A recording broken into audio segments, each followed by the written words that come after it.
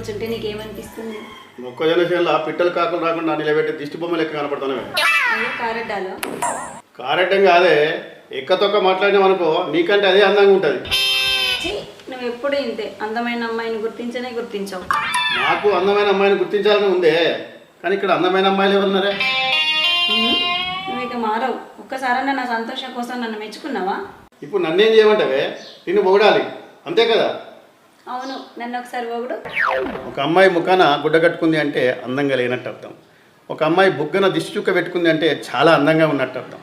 అదే దిష్టి చుక్క అరచేయి మందంలో పెట్టుకున్నది అంటే అది నా పెన్లామని అర్థం. ఆగు, నువ్వేమనుకుంటున్నావు నా గురించి?